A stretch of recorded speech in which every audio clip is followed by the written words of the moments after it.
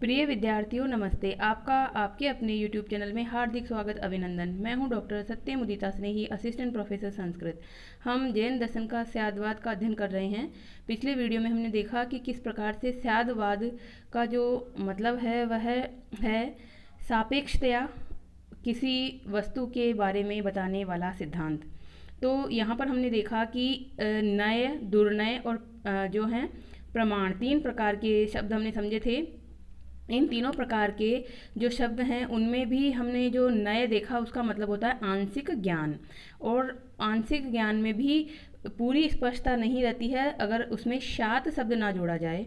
तो शात शब्द अगर हम जोड़ दें जो हमारा जजमेंट है यानी जो परामर्श वाक्य है उसमें, तो हमारा वाक्य हो जाता है प्रमाण की कोटि में शामिल। तो यहाँ पर हमने पढ़ा था तीन प्रकार के वाक्य कि यह सत ही है, यह तो दुर्नय है, फिर यह जो है सत है, यह जो है नय है, और शात यह सत है। अगर ऐसा कहते हैं तो यह प्रमाण वाक्य की श्रेणी में आता है। इस प्रकार से जो अनेकांत वाद जो तत्व मीमांसा संबंधी सिद्धांत है वो तो तत्व हैं, परंतु उसको हम उस तत्व के बारे में अगर हम कथन कहें तो ज्ञान मीमांसा संबंधी सिद्धांत जो निकल के आता है वो शातवाद हो जाता है। इसे हमने एक जो हाथी और 6 प्रकार के अंधे उनके न्याय के द्वारा, जिसको कहते हैं गजांध न्याय, उसके द्वारा भी समझा था कि किस प्रकार से अंधे जो हैं वो अपने अपने ज्ञान को ही प्रमाण मानकर झगड़ने लगते हैं। उनमें विवाद हो जाता है कि नहीं मेरी बात सही है कि हाथी जो है वो खंबे के समान है, नहीं मेरी बात सही है कि हाथी सूप के समान है।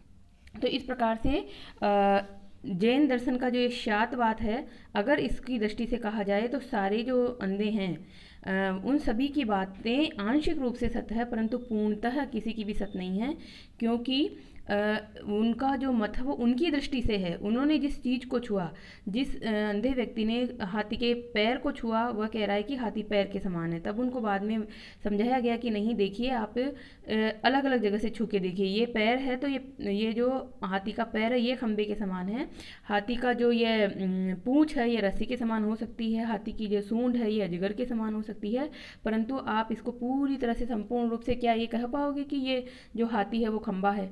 तो ये नहीं है। तो यहाँ पर मतभेदों का जो है निराकरण हो जाता है शातवाद सिद्धांत को मानने से।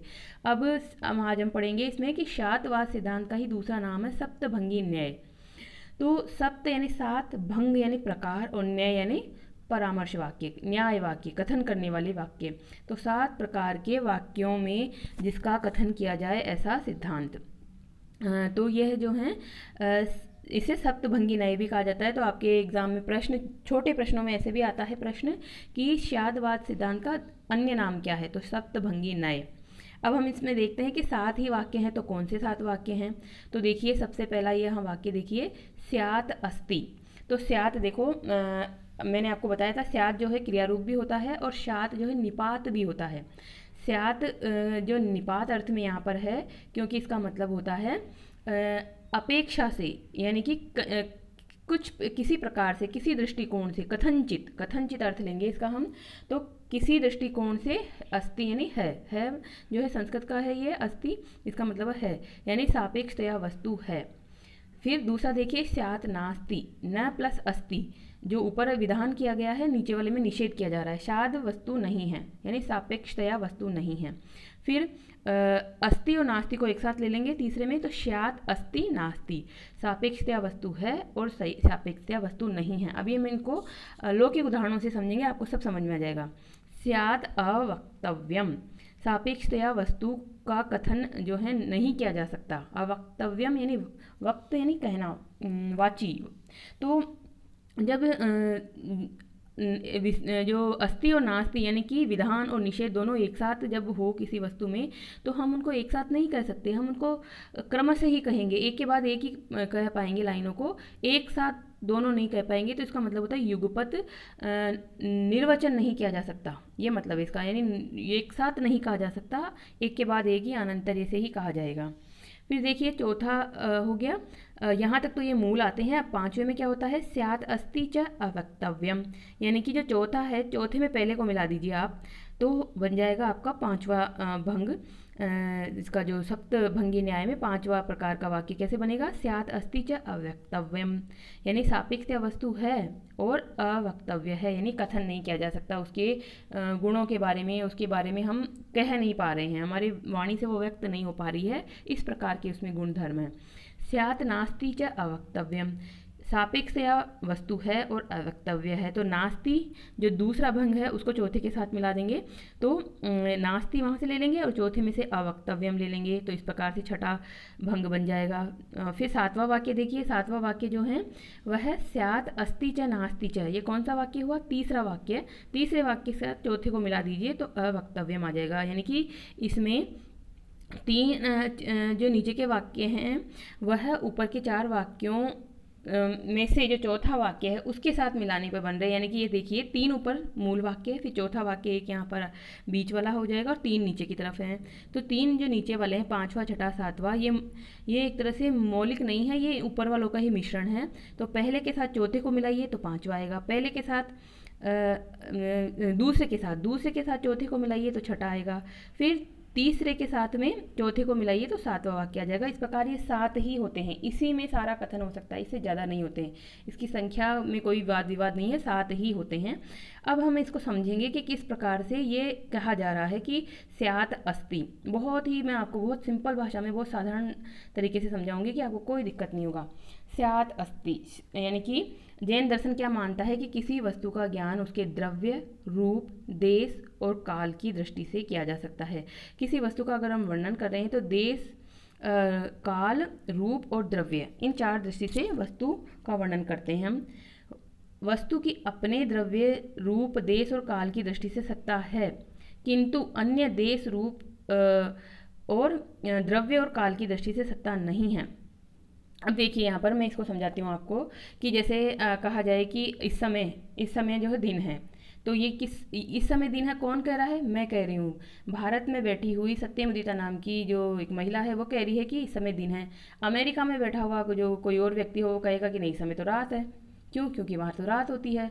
तो दिन और रात जो है देश काल सापेक्ष है, ये वो भी झूठ नहीं बोल रहा, अमेरिका वाला व्यक्ति भी झूठ नहीं बोल रहा कि वहाँ पर रात है, और मैं भी झूठ नहीं बोल रही कि यहाँ पर दिन है। तो ये क्या हुआ, देश और काल, समय और काल की अपेक्षा से बात हो गई। कोई वस्तु जो होती है जैसे कि कोई घूमता हुआ गोला है जो आधा लाल है और आधा नीला है, जो इस तरफ जो व्यक्ति खड़ा है वो कह रहा है कि ये लाल है, उस तरफ जो व्यक्ति कह रहा है कि ये नीला है, तो वो घूमते हुए उसने उस पार्ट को देखा उस गोले के, जब उसके सामने नीला गुजरा था, फिर गुजर के वहाँ से गया तो उसके सामने से लाल गुजरा। तो इस प्रकार से दोनों व्यक्ति ही कह रहे हैं, एक ही मान लो गेंद है, गेंद के दो हिस्सों के बारे में कह रहे हैं कि नहीं ये लाल है, नहीं ये नीली है। तो वो देखने की उनकी क्या हुई, ये दृष्टि में भेद कैसे आया कि वो जिस जगह स्थित हैं वो और वो जो देख रहे हैं उसमें फ़र्क है। जैसे मैंने आपको पिछले उदाहरण में समझाया था कि आकाश का जो नीला रंग है वो धरती से देखने पे आकाश का नीला रंग दिखाई देता है, परंतु जो बादलों से ऊपर जाएंगे, अंतरिक्ष से देखेंगे तो वो जो है काले नजर आते हैं बादल। तो इस प्रकार से ये बहुत चीज़ें हैं सापेक्ष। ये जो आइंस्टीन ने सापेक्षता का सिद्धांत दिया है, थ्योरी ऑफ रिलेटिविटी, बिल्कुल ये सिद्धांत लगता है कि जैन दर्शन से उन्होंने ग्रहण किया है। तो ज्ञान की इस सापेक्षता के कथन के लिए प्रत्येक न्याय वाक्य के पूर्व स्यात् पद का प्रयोग किया जाता है। स्यात् शब्द अगर हम जोड़ देते हैं तो बात ठीक हो जाती है, कोई लड़ाई झगड़ा नहीं होता, कोई विवाद नहीं होता, आपकी बात भी ठीक है, मेरी बात भी ठीक है, क्योंकि हम जो हैं साधारण मनुष्य हैं और हम साधारणतः ही वस्तु को जान पाते हैं और साधारणतः ही कह पाते हैं। सर्वज्ञ कौन है इनकी दृष्टि में, जैन दर्शन की दृष्टि में सर्वज्ञ है जो केवल्य प्राप्त करने वाला, जो केवली व्यक्ति होता है वह है। तो वह सब तरफ से वस्तु को जान सकता है पर हम नहीं जान सकते। तो इस साधारण मनुष्य के लिए ज्ञान मीमांसा संबंधी जो सिद्धांत है वो स्याद्वाद है, वो अपने ज्ञान को इस प्रकार से कहे तो उसकी बात जो है सही हो जाएगी। और ये ज्ञान का सिद्धांत जो है वो जैन दर्शन की मौलिक अवधारणा है। इसकी वजह से ही जो समाज में व्याप्त जो विवाद हैं, जो दर्शन में धर्म में व्याप्त विवाद हैं, वो भी समाप्त होते हैं। जो महात्मा गांधी है वो भी जैन दर्शन से ही प्रभावित थे और उन्होंने भी इसी प्रकार से कहा है कि जो राम है वही रहीम है, वही ईसा है, वही अल्लाह है। सबकी अपनी अपनी दृष्टियां हैं देखने की और अपना अपना स्वरूप है, और इसलिए कोई भी लड़ो मत। सब दर्शनों में कुछ ना कुछ अच्छा है, कुछ ना कुछ कमियां हैं, सब में कुछ ना कुछ है। सभी में हमें ग्रहण भी करना चाहिए सभी से, और सभी में हमें कुछ छोड़ने योग्य चीज़ें होती है तो छोड़ भी देना चाहिए उसको। तो इस प्रकार से यहाँ पर सहिष्णु उदार दृष्टि देने वाला जो दर्शन है वह जैन दर्शन का ये स्यादवाद का सिद्धांत है। अब हम देखते हैं इसके जो प्रथम भंग को। प्रथम भंग है स्यात् अस्ति। तो एक उदाहरण पे इसको घटा लेते हैं हम कि यदि घड़े के विषय में इसे प्रयुक्त करें तो क्या कहेंगे। इसका अर्थ हो गया सापेक्षतया घड़ा है, अर्थात मिट्टी का बना हुआ गोल आकार का घड़ा इस कमरे में इस समय विद्यमान है। इस वाक्य में जो है 4 बातें यूज हो रही है। देखो, मिट्टी का बना हुआ घड़ा अर्थात द्रव्य की बात हो रही है, गोल आकार का घड़ा अर्थात रूप की बात हो रही है, इस कमरे में है अर्थात देश की बात हो रही है, किस देश पे किस स्थान पर वो है, और काल की बात हो रही है मतलब इस समय विद्यमान है। यानी कि कमरे में घड़े को देखकर किसी ने कहा कि इस समय मिट्टी का घड़ा जो कि गोल है वह इस समय इस कमरे में रखा हुआ है। ठीक है, इस वाक्य में घड़े के अस्तित्व का विधान हुआ, यानी घड़ा है। अब द्वितीय भंग को लेते हैं हम। द्वितीय वाक्य क्या कहता था नए वाक्य का, ऊपर वाले में 7 में से द्वितीय भंग कह रहा है स्यात् नास्ति का क्या अर्थ हुआ। सापेक्षतया घड़ा नहीं है, अर्थात घड़ा पीतल का नहीं है, चौकोर नहीं है, उस कमरे में नहीं है और अन्य समय में नहीं है। तो अब वही उसी मिट्टी के घड़े के बारे में कोई नकारात्मक निषेधात्मक वाक्य के रूप में कहना चाहे तो क्या कहेंगे, ये घड़ा जो है पीतल का नहीं है, ये चौकोर नहीं है, उस कमरे में नहीं है, इस कमरे में है तो उसमें नहीं है वो, और अन्य समय में नहीं है, इसी समय में रहेगा। हो सकता है कि बाद के समय में ना रहे, बाद में कोई इसको पत्थर मार के फोड़ दे तो फूट जाए, या फिर कुछ भी हो बाद का थोड़ी हमें जानना हमें ज्ञान है कि क्या बाद में ये घड़ा हमेशा के लिए थोड़ी रह पाएगा। उस समय से वो घड़े को उठा के कहीं और ले जाया जाए तो फिर वो वहाँ नहीं रहेगा। तो अन्य समय में नहीं है, इसी समय में है जिस समय मैं देख रहा हूँ उस वस्तु को। तो इस प्रकार इस वाक्य में घड़े के अस्तित्व का निषेध है। ऊपर वाले में था जी अस्तित्व का विधान कि क्या क्या है उस घड़े में, और यहाँ पर बताया जा रहा है कि क्या क्या नहीं है उस घड़े में, उस घड़े से संबंधित ज्ञान में। तो यहाँ निषेध हो गया। अब तृतीय भंग को लीजिए। स्यात् अस्ति नास्ति का अर्थ है सापेक्षतया घड़ा है भी और नहीं भी है, अर्थात घड़ा मिट्टी का है, पीतल का नहीं है, गोल है, चौकोर नहीं है, इस कमरे में है, उस कमरे में नहीं है, इस समय है, अन्य समय में नहीं है। अन्य समय कौन सा, जैसे उत्पत्ति से पूर्व या विनाश के बाद, यानी जब ये घड़ा बनाया गया था कुम्हार के द्वारा उससे पहले तो ये नहीं था ना, और जब ये टूट जाएगा तो ये इसका विनाश हो जाएगा, उसके बाद भी ये घड़ा नहीं रहेगा। तो जो तीसरा भंग है स्यात् अस्ति स्यात् नास्ति, इसका क्या मतलब हुआ, दोनों चीज़ें एक साथ ले आई है यहाँ पर कि सापेक्षतया है भी और सापेक्षतया नहीं भी है। तो अस्तित्व का विधान और जो उसमें नहीं है उन गुणों का निषेध। तो इस प्रकार से ये तीसरा हमारा भंग हो गया। इस वाक्य में घड़े के अस्तित्व का क्रमशः विधान और निषेध दोनों है, किंतु दृष्टि भेद से अर्थात स्व द्रव्य रूप देश काल की दृष्टि से विधान और पर द्रव्य रूप देश काल की दृष्टि से निषेध यहाँ पर हुआ है। यानी स्व यानी खुद के बारे में जब वो घड़ा कह रहा है, खुद जैसा जैसा है वैसा उसके बारे में विधान कर दिया गया, और पर की दृष्टि से पर द्रव्य रूप देश काल की दृष्टि से उसमें निषेध हो गया क्योंकि वैसा नहीं है घड़ा। अब देखते हैं हम, तो आपको समझ में आ गए होंगे तीन जो हैं ये स्यात् अस्ति स्यात् नास्ति स्यात् अस्ति नास्ति। अब चतुर्थ भंग को लीजिए। चतुर्थ भंग यहाँ बहुत महत्वपूर्ण है। चतुर्थ जो वाक्य है बहुत महत्वपूर्ण है। स्यात् अवक्तव्यम का अर्थ है वस्तु में यद्यपि अस्तित्व और नास्तित्व दोनों एक साथ विद्यमान रहते हैं, तथापि भाषा की सीमा के कारण हम इन दोनों का विधान एक साथ यानी युगपत नहीं कर सकते। यानी कि उसमें है, वो दोनों चीज़ें उसमें एक साथ है, अस्ति और नास्ति दोनों उसमें एक साथ है, परंतु हमारी भाषा की सीमा है, हम जो व्यक्त कर पा रहे हैं या नहीं कर पा रहे हैं। तो जैसे गूंगे का गुड़ का जो एक दिया जाता है मुहावरा है ये कि गूंगे ने गुड़ खाया और उसने फील किया, तो वो उसने फील किया, उसको जो टेस्ट आया वो खुद ही अनुभव करके रह जाएगा, उसको कह नहीं पाएगा क्योंकि उसके पास भाषा ही नहीं है, वो बोल ही नहीं सकता। तो भाषा की सीमा के कारण हम जो हैं उसमें जो गुण हैं उनका विधान कह नहीं पाते हैं। तो फिर हम उसके लिए क्या कहेंगे, तो हम उसके लिए कह देंगे अवक्तव्यम। कुछ ऐसी चीज़ें होती है जिसका विधान हम कर नहीं सकते हैं, तो अवक्तव्यम वो हो जाएगी। तो यहाँ पर वाणी द्वारा निर्वचन क्रमशः या आनंतर्य से ही हो सकता है, युगपत नहीं। युगपत शब्द का क्या मतलब होता है, एक साथ नहीं कहा जा सकता वाणी के द्वारा कथन। या तो क्रमशः कहेंगे या फिर आनंतर्य कहेंगे। क्रमशः और आनंतर्य का मतलब ये है एक के बाद एक तरह से। तो यहाँ पर हम क्या अर्थ लेंगे इसका, स्याद अवक्तव्यम का, इसका अर्थ लेंगे युगपत अनिर्वचन की युगपत निर्वचन की अशक्यता। युगपत जिसका निर्वचन नहीं किया जा सकता, निर्वचन यानी कहना, शक्यता के आगे लग गया यानी अशक्यता, नहीं किया जा सकता। तो क्या पढ़ेंगे हम इसको संस्कृत में, योगपत्यात वा स्याद अवक्तव्यम एव तत्। तत्वार्थ श्लोक वार्तिक नाम का एक ग्रंथ जैन दर्शन का ही, उसमें ये बताया गया है कि योगपद्यात वा स्याद अवक्तव्यम एव तत्, यह मतलब है अवक्तव्य शब्द का, यानी युगपत निर्वचन की अशक्यता। अस्तित्व और अनस्तित्व इन दोनों धर्मों का युगपत निषेध भी अवक्तव्य है। अब दोनों का एक साथ विधान हम यहाँ पर नहीं कर पा रहे हैं वाणी से, तो इसको क्या कहेंगे कि अवक्तव्य कहेंगे। अस्तित्व और नास्तित्व इन दोनों धर्मों का युगपत निषेध करना ही अवक्तव्य है। अब लेते हैं हम बाद के भंगों को। शेष 3 भंग, चतुर्थ भंग को क्रमशः प्रथम, द्वितीय और तृतीय के साथ मिला देने पर बनते हैं बाकी शेष जो भंग हैं, यानी 5वां, 6वां और 7वां।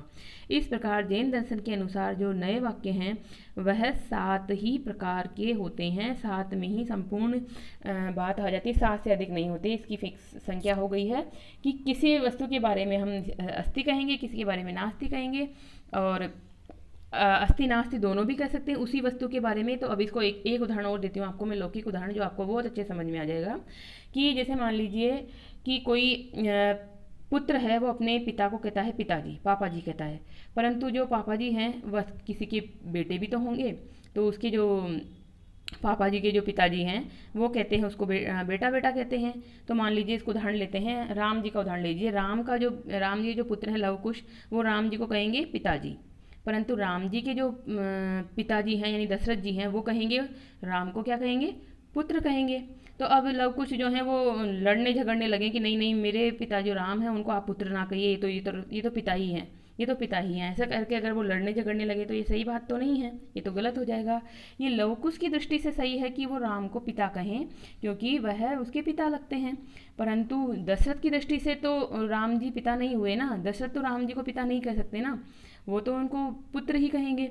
तो इसी प्रकार से एक व्यक्ति एक ही समय में जो हैं वो पिता भी है पुत्र भी है। अब वो उसको लवकुश उसको कहेगा, राम जी को लवकुश कहेंगे तो पिता कहेंगे, परंतु दशरथ कहेंगे तो बेटा कहेंगे।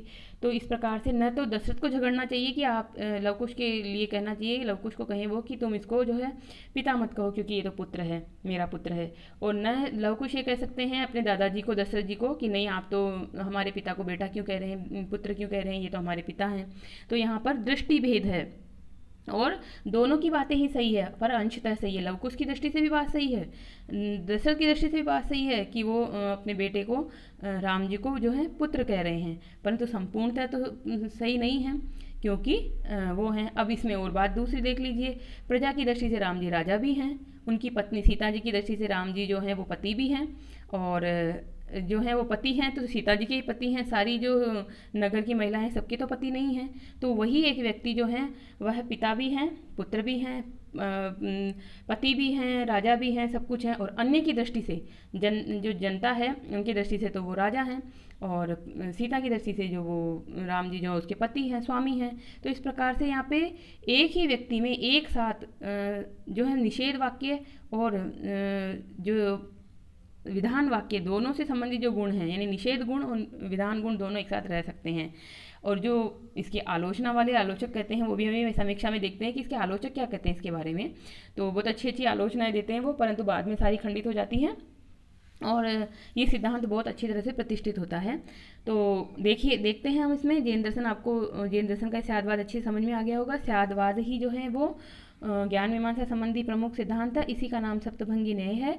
स्याद का मतलब यहाँ पर जो है वो संभवतः नहीं है, मतलब संशय नहीं है। संभवतः तो फिर भी हम ले सकते हैं एक साधारण व्यक्ति की दृष्टि से, पर संशय नहीं है।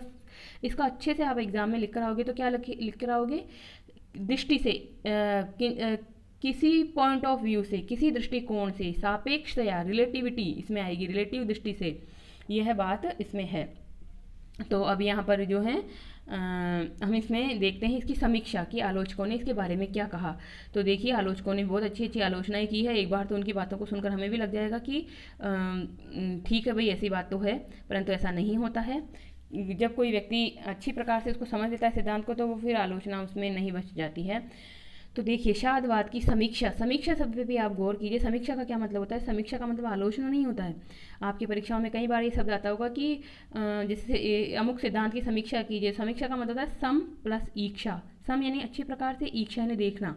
अच्छे प्रकार से देखो आप उस सिद्धांत को कि उसमें आपको कुछ अच्छे तत्व भी मिले, कुछ आपको बुरे तत्व भी मिले, यानी कुछ उसमें जो है भूमि उसकी योगदान भी मिला और कुछ उसके नकारात्मक यानी खंडन पक्ष भी मिला। तो समीक्षा का मतलब होता है संपूर्णतः बात को कहना। और आलोचना का भी अलग मतलब होता है, समालोचना का भी अलग मतलब होता है। हर शब्द में एक अलग अर्थ निहित है। ये एक अलग कक्षा का विषय है कि मैं आपको हर शब्दों को समझाऊं कि किस प्रकार से परीक्षा में जब प्रश्न पूछा जाता है तो आप उस प्रश्न पर उस प्रश्न में रखे गए शब्द पर आप गौर करें और फिर उस कार्य को करें।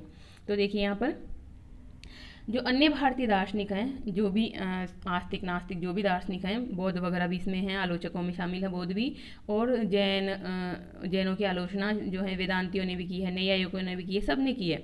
मतलब ये आस्तिक दर्शन जो हैं वो तो हैं ही इसके खास आलोचक, परंतु नास्तिक दर्शन भी यानी बौद्ध भी इसके आलोचक हो जाते हैं स्यादवाद के।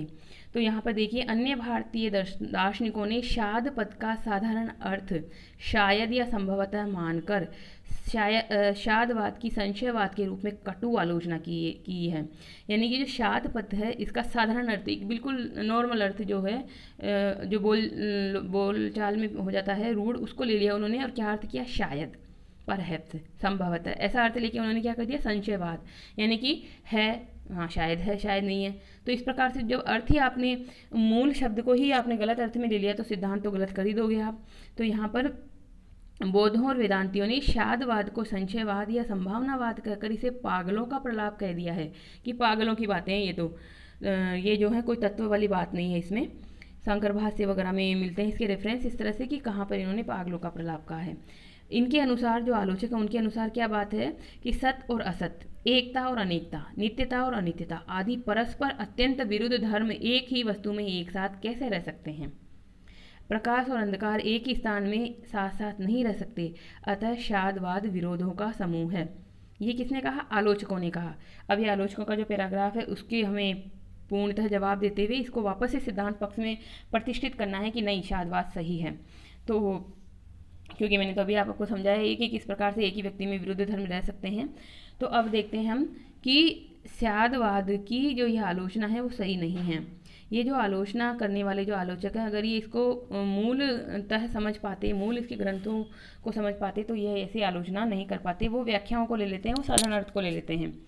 और जब आलोचना करनी होती है तो हो सकता है कि वो जानबूझ के उसी अर्थ में ले जिस अर्थ में उनका कह पाएँ, आलोचना कर पाएँ। क्योंकि सिद्धांत पक्ष में जब व्यक्ति को स्थापित कर रहा है कि सिद्धांत को तो बहुत उसने अपने दृष्टि से पूरी तरह से उसको सही किया है, परंतु कमियां देखने वालों को तो कमियां दिखी जाती है।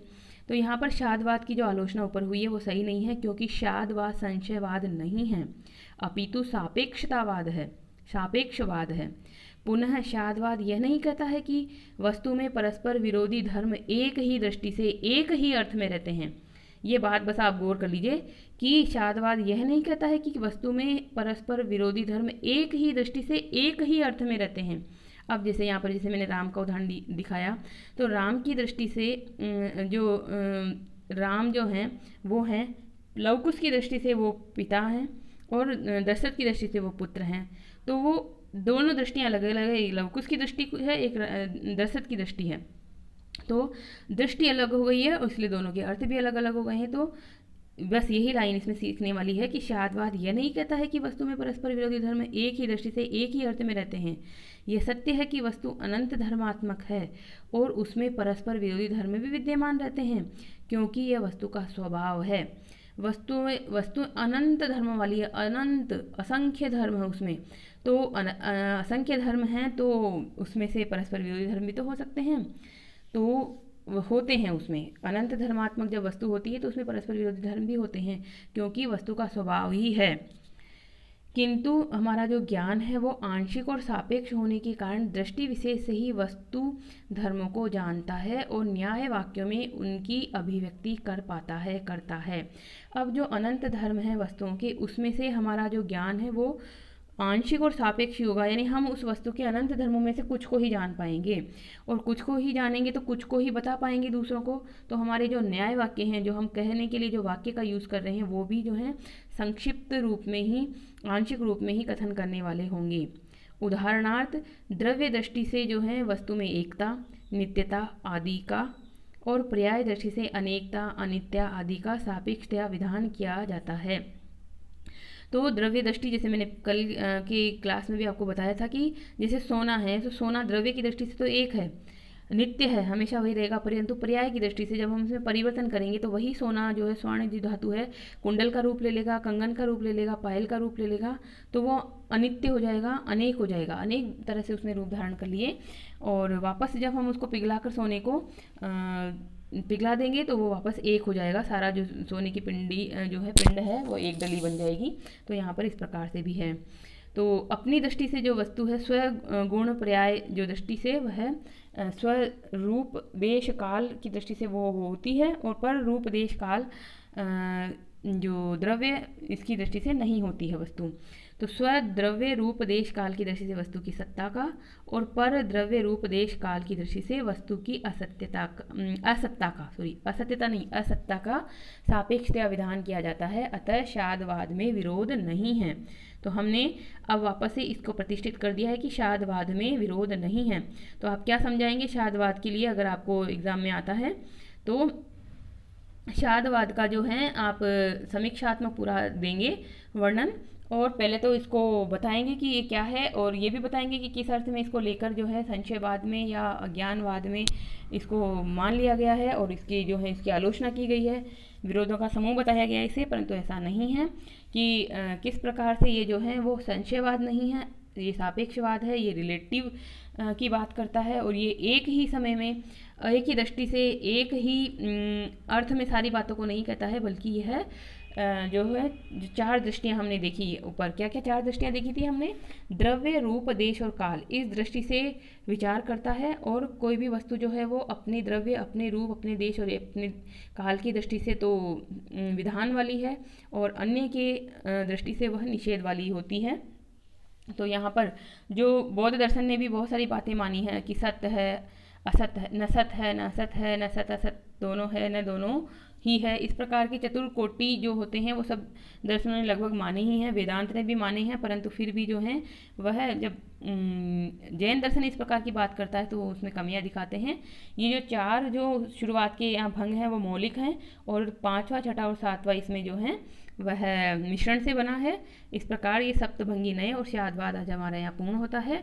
आपको अवश्य ही समझ में आ गया होगा, क्योंकि मैंने बहुत सारे लौकिक उदाहरण भी आपको दिए हैं, जिसमें राम, दशरथ और लवकुश का उदाहरण देख लिया हमने।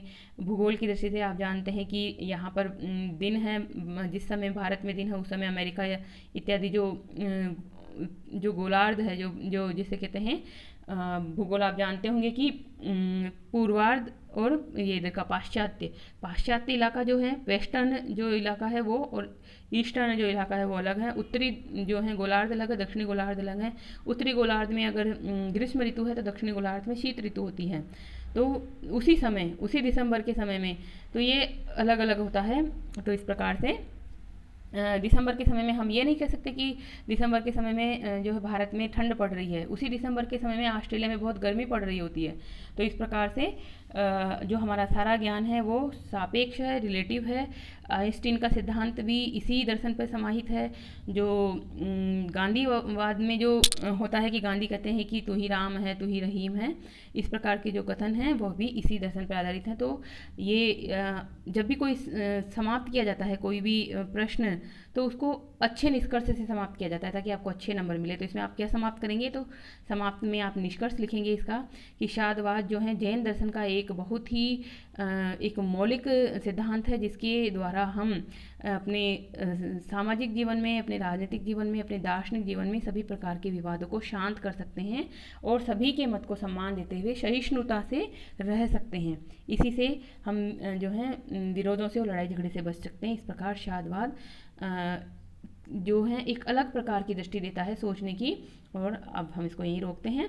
तो आपको ज़रूर ये अच्छा लगा होगा, मुझे पूरा विश्वास है। तो आप इसको ज़्यादा से ज़्यादा लाइक कीजिए, 1% लाइक कीजिए, और इसको शेयर कीजिए अपने अन्य मित्रों तक, अपने अन्य जो साथियों तक पहुंचाइए। चैनल पर पहली बार आए हैं और सब्सक्राइब नहीं किया तो सब्सक्राइब कर लीजिए, बेल आइकन को दबाकर ऑल शब्द क्लिक कर लीजिए, ताकि आपको इस चैनल पर डाले जाने वाले सभी वीडियो के नोटिफिकेशन तुरंत मिल जाएँ। और आपका कोई भी सुझाव हो, आपकी कोई भी अच्छे कमेंट हो, तो जो कमेंट बॉक्स होता है उसमें अवश्य लिखें, क्योंकि उससे हमें सकारात्मक ऊर्जा मिलती है। और कोई सुझावात्मक हो, कोई नकारात्मक कमेंट भी हो, तो उसको भी आप लिखें, ताकि हम सुधार कर सकें उस हिसाब से। तो धन्यवाद, बहुत बहुत आभार। कल फिर मिलेंगे किसी अन्य विषय के साथ। तब तक के लिए खुश रहिए, स्वस्थ रहिए, पढ़ते रहिए। बहुत बहुत आभार।